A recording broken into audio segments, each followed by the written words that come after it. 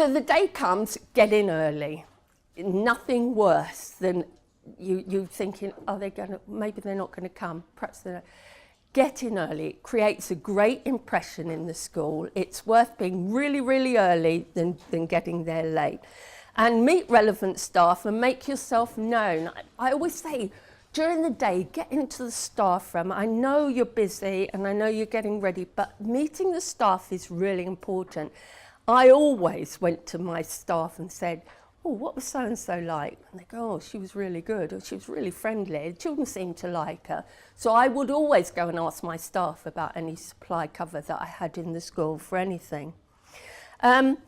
Welcome the pupils. I'm sure you all do that. Children love it if you welcome them in. Welcome, come on, come in. We're going to have a great day today. They love it. Welcome sign on the board, welcome to class, and your name. So it's a great introduction to them. For primary children, have their name cards ready or get them to write their names on a card as they come in and put them in front of them so that you know who they are. And then you need to set the ground rules. Use the school's behaviour policy. That's why I always say make sure you know what it is.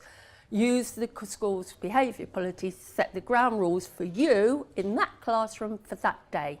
What you are prepared to accept, what you're not prepared to accept. So there's no grey areas. This is allowed, that's not allowed. And then you'll find that children respond well. They respond to people being firm and fair. It's a normal thing we say all the time. I've got another tip for you here. Don't believe we're allowed to sit anywhere. That very, very rarely, well, it wouldn't happen in my school in any class. They are not allowed to sit anywhere. I can assure you that Tom and Jerry are probably kept 50 paces apart in any school, in any classroom. And if you let them sit together, you're in for a bad day. So beware of that. Another example that didn't go down too well in my school was the teacher who painted her toenails on the teacher's desk during the lesson. Now, the thing she hadn't thought of or didn't know at the time was, unfortunately, the head teacher's granddaughter happened to be in that class. And she couldn't wait to hop foot up the corridor to my office to tell me what the supply teacher had just been doing in the classroom, literally painting her toenails on the teacher's desk in the lesson. So, you know, you never know if you've got the head teacher's granddaughter sitting there, as this poor one. The other one is another tip for you, a PE lesson that I saw quite recently, actually, was PE lessons are a downfall for any supply, aren't they? I mean, I bet we all dread it. Oh God, not PE. It would be on the day I'm going out there on a cold, wet, rainy afternoon in December and you're out doing PE. But it's not a good idea to then give everyone in the class a ball while you're on the plane and then say, somebody throw me a ball.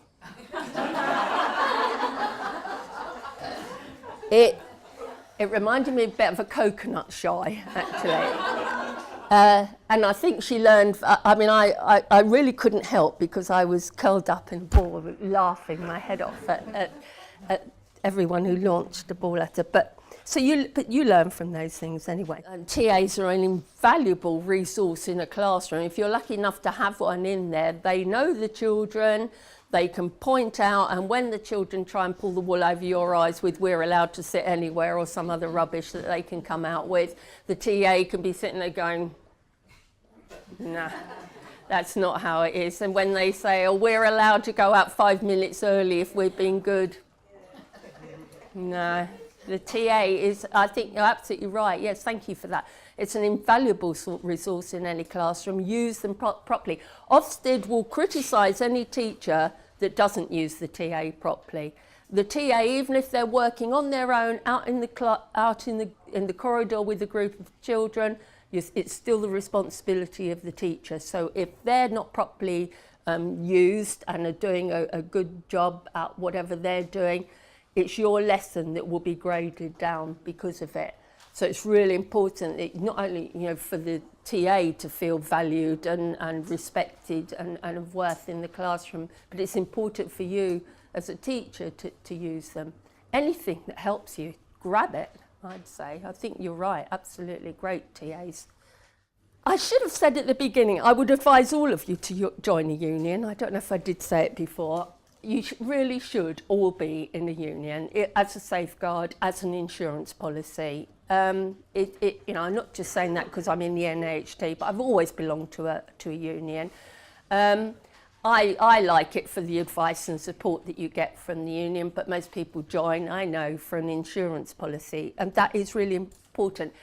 But I do have a bit of a problem with the teacher unions, the things that I read about what they say about supply teaching, because they concentrate on the employment law, the legal aspect of it, which is right.